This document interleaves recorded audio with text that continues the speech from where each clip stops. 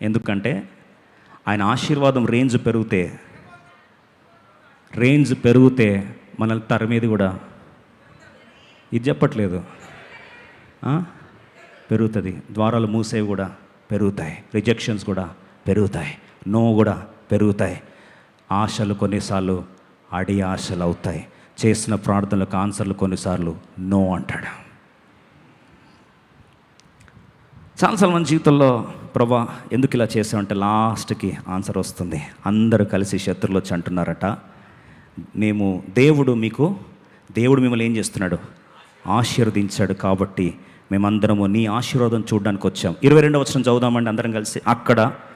అతడు అక్కడి నుండి వెళ్ళి మరి యొక్క బావి త్రవ్వించెను, దాని విషయమై వారు జగడమాడలేదు కనుక అతడు, ఇప్పుడు యెహోవా మనకు ఎడము కలుగజేసి ఉన్నాడు కనుక ఈ దేశమందు అభివృద్ధి పొందుదు అనుకొని దానికి రెహబోత్ అని పేరు పెట్టాను. ఒక్కసారి దృశ్యం చూస్తాం, ఇమేజ్. ఎసెక్లో దేవుడు తలుపులు మూసాడు. రెండవది సిత్నాలో తలుపులు మూసాడు, గాయమైంది. చాలా పెట్టుబడి పెట్టాడా లేదా? మన బాధ ఏంటంటే కదడానికి ప్రాబ్లం లేదు, కానీ పెట్టిన పెట్టుబడి రిటర్న్స్ అడుగుతాం.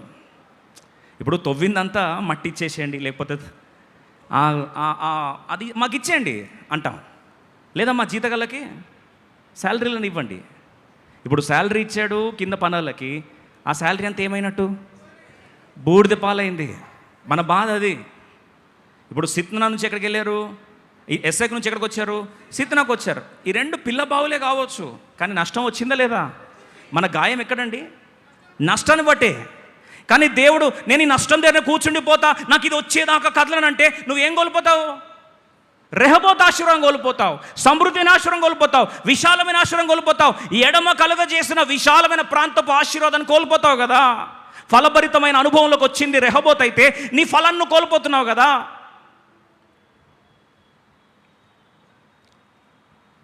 మొదటిగా ఫ్యామిన్ టెస్ట్, కరువు అనే పరీక్ష పెడతాడు. రెండవది చేజారిన అవకాశాలు, మూసిన తలుపులు. ఈ రెండో పరీక్ష పెడతాడు. మూడో పరీక్ష చాలా ప్రాముఖ్యమైన సత్యానికి వస్తున్నాం. మూడో పరీక్ష ఫాల్టీ రిలేషన్షిప్స్. మూడో పరీక్ష ఏంటంటే బంధాల పరీక్ష. ఏం పరీక్ష అండి? గట్టిగా చెప్పండి. చందాలు కాదండి, గట్టిగా చెప్పండి. ఏంటి? బంధాల పరీక్ష. మళ్ళొకసారి చెప్పండి, బంధాల పరీక్ష. ఇప్పుడు దేవుడు నిన్ను నూరంతలు ఆశీర్వించాలంటే మూడోది బంధాల మీద పరీక్ష పెడతాడు దేవుడు. ఎక్కడ పరీక్ష పెడతాడు?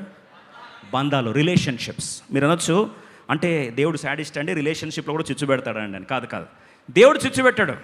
God will not bring in problems, but God allows that. మన జీవితంలో బంధాలు, బాంధవ్యాలు, రిలేషన్షిప్స్లో కొన్నిసార్లు దేవుడు సమస్యలు అనుమతిస్తాడు.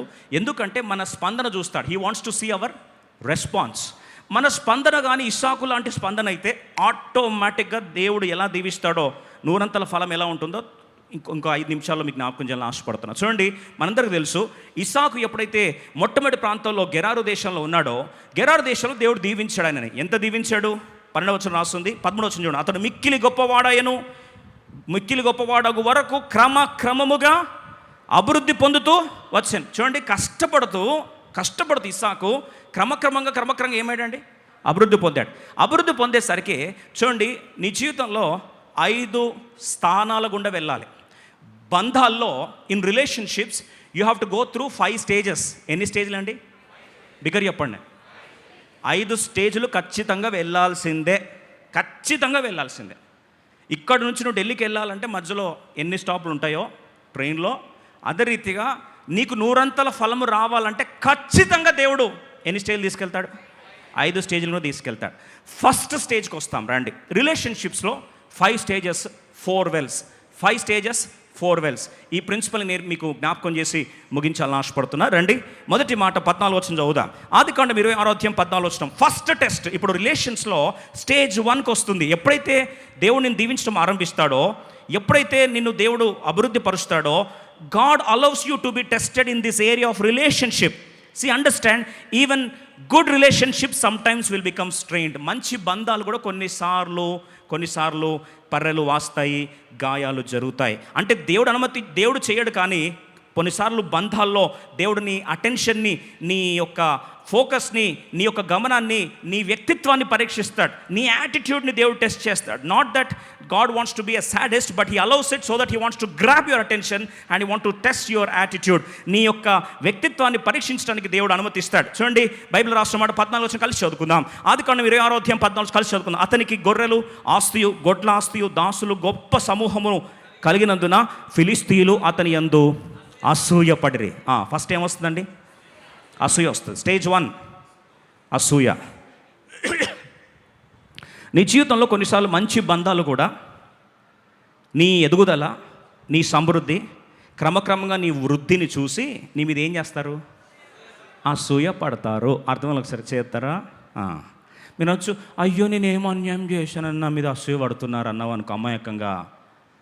దాని అర్థం ఏంటంటే బైబిల్ సెలవిస్తుంది, ఆస్తి విస్తరిస్తే, పేరు విస్తరిస్తే, ఘనత విస్తరిస్తే, నీకు వస్తురూపకంగా వ్యాప్తి వృద్ధి చెందితే ఖచ్చితంగా మంచి మంచి బంధాల్లో కూడా ఏమొస్తుంది?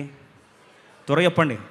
అసూయ వస్తుంది. మీరు అనొచ్చు, అయ్యో గెరారీయులు ఎంత మంచోళ్ళండి, ఒకప్పుడు ల్యాండ్ ఇచ్చారు కదా, ఒకప్పుడు అభిమేలకే కదా ఈ ల్యాండ్ ఇచ్చి బాగా పొలం పని చేసుకొని చెప్పి ఇచ్చింది ఆయన కదా, నేను కష్టపడినప్పుడు అంతా కూడా రాలేదు, నేను ప్రయాసపడినప్పుడు రాలేదు, నూరంతల ఫలం వచ్చినప్పుడు కోసుకుంటున్నప్పుడు కూడా రాలేదు, కష్టపడి తీసుకెళ్ళి మిల్లులో వేస్తుంటే కూడా రాలేదు, ఈరోజు ఇలా ఆస్తి వచ్చేసరికి ఇలా పాడైపోయాడు ఏంటి అని అమాయకంగా అడగొద్దు.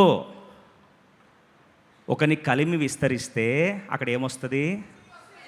అసూయ వస్తుంది. ఏబేలు కేలు మధ్యలో ఏమొచ్చింది? సౌలు దావీదు మధ్యలో ఏమొచ్చింది? హాగరు షారా మధ్యలో ఏమొచ్చింది? యోసేపు సహోదరుల మధ్యలో ఏమొచ్చింది? కాబట్టి కొత్తగా అయ్యో నేను ఎక్స్పెక్ట్ చేయలేదు, నన్ను కూడా అసూయ పడతారా అని అమాయకంగా ఏలేసుకొని అడగొద్దు అంటున్నాడు దేవుడు. అర్థం ఏంటంటే ఏబేలు కయీను మొట్టమొదటి స్లిబ్లింగ్స్ మధ్యలో ఏమొచ్చింది? చెప్పరేంటి? సౌలు దావీదు మధ్యలో ఏమొచ్చింది? అసూయ వచ్చింది. లోతు అబ్రహాము మధ్యలో ఏమొచ్చింది? అసూయ వచ్చింది. Jealousy comes without any reasoning. కొన్నిసార్లు మంచి మంచి బంధాలు కూడా చాలా మంచోళ్ళు, నువ్వు అంటావు ఇంత మంచోళ్ళు ఎట్లయిపోయారు అని షాక్ అవ్వద్దు. ఎంత మంచోళ్ళైనా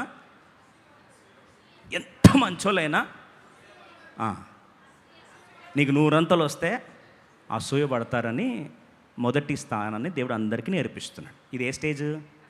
స్టేజ్ 1. ఇప్పుడు అసూయ ఏం చేస్తుంది? యాకోబు 3:16 రాస్తుంది చూడండి. జేమ్స్ చాప్టర్ 3:16 త్వరగా చదువుదాం, అందరం కలిసి చదువుదాం. James chapter 3:16. ఏలైనగా మత్సరము అక్కడ నుంచి వివాదానికి వస్తుందంట. ఆ మత్సరం ఎక్కడ తీసుకొస్తుంది? వివాదమును ఎక్కడ ఉండునో అక్కడ అల్లరియో ప్రతి నీచ కార్యములు ఉండును. మత్సరం ఎక్కడ వస్తుందండి? అల్లరి. Where there is strife there will be quarrel. ఎప్పుడైతే అసూయ వస్తుందో, అసూయ వచ్చిన వెంటనే స్టేజ్ నెంబర్ 2కి వస్తాం. ఆదికాండం 26 స్టేజ్ నెంబర్ 2 రెండో స్థానానికి వస్తాం. ఆదికాండం 26:20 26:20 ఎసేక్ అనుభవంలోకి వస్తాం. Genesis chapter 26:20 stage 2. మొదటిది అసూయ, రెండో స్థాయికి వస్తున్నాం. జెనసిస్ 26:20 అందరం కలిసి. అప్పుడు గెరారు కాపర్లు ఇస్సాకు కాపర్లతో జగడమాడి ఈ నీరు మాది అని వాగ్వాదానికి దిగారు. Arguments. Stage number 2 arguments. Stage number 1 అసూయ. స్టేజ్ నెంబర్ 2 వాగ్వాదం అంటే మాట పెరిగి ఘర్షణ వాతావరణం నెలకొంటుంది. ఏం వాతావరణం అంటే? ఘర్షణ. ఊరికి గొడవలు రావు. గొడవలకు ముందు ఏమొస్తుంది? అసూయ వస్తుంది. ఇది నాదే అంటే కాదు, ఇది నాది, నీకేది ఉందో అది నాకు కావాలి అని ఘర్షణ పెరిగి చివరికి స్టేజ్ 2. స్టేజ్ 1 జెలసీ, అసూయ. స్టేజ్ 2 ఏమొస్తుందండి? ఘర్షణ. ఒక మాటలో చెప్పాలంటే ఆర్గ్యుమెంట్స్ పెరిగిపోతాయి, కాన్ఫ్లిక్ట్ పెరిగిపోతాయి, డిస్ప్యూట్ పెరుగుతుంది, స్ట్రైఫ్ పెరుగుతుంది. అక్కడ నుంచి ఎసేక్ అనే పదం, హీబ్రూ పదం ఏంటంటే లా సూట్ అంట, అంటే కోర్టులో కేసు అని. మీరు అనొచ్చు మేము కోర్టు కేసు దాకా పోమని. న్యాయం కొరకు కోర్టు కేసు వెళ్ళేది ఒక మార్గం అయితే, ఇద్దరు మధ్యలో ఏం జరుగుతుందండి? పంచాయతీ అవుతుంది. ఇప్పుడు ఆ పంచాయతీ ఏమైతే సడన్గా కొన్నిసార్లు అనిపిస్తుంది, ఏంటండి అభిమేలకి ఇంత స్నేహితుడిలా ఉన్నాడు కదా, ఇంత మంచి ఫ్రెండ్ సడన్గా ఎనిమి ఎట్లయ్యాడు? ఎప్పుడు గొడవలు చేయనోడు ఈరోజు ఏమవుతున్నాడు? గొడవ చేస్తున్నాడు. ఎప్పుడు గొడవ చేయనోడు ఏమవుతున్నాడు? ఎప్పుడు గొడవ చేయని సహోదరి ఇప్పుడు ఏమవుతుంది? గయ్య నరుస్తుంది. ఎప్పుడు గొడవ చేయని సహోదరి ఇప్పుడు ఏమైంది? అసూయపడుతుంది. ఎప్పుడు గొడవ చేయని అబీమెలెకు ఇప్పుడు ఇస్సాకును చూసి ఏం చేస్తున్నాడండి? గొడవ కాస్త ఇద్దరి మధ్యలో వాగ్వాదం పెరిగింది. ఇది నాది, ఇది నాది. సరే, నేరుగా ఇస్సాకు అబీమెలెకు కొట్టుకోకపోయినా వాళ్ళ కింద మనుషులు ఏం చేస్తున్నారండి? వారి పశువుల కాపలు వీళ్ళ పశువుల కాపలు ఇష్టం వచ్చినట్టు కొట్టుకుంటున్నారు. అంటే వారిద్దరి మధ్యలో వాగ్వాదము ఎక్కువ అయిపోయింది. Stage 2 is arguments. Stage 2 is quarrel. Now come to stage 3. ఆదికాండం 26వ అధ్యాయం 21వ వచనం. స్టేజ్ 3కి వస్తాం. ఖచ్చితంగా 5 స్టేజెస్ ఉంటాయి. 5 స్టేజ్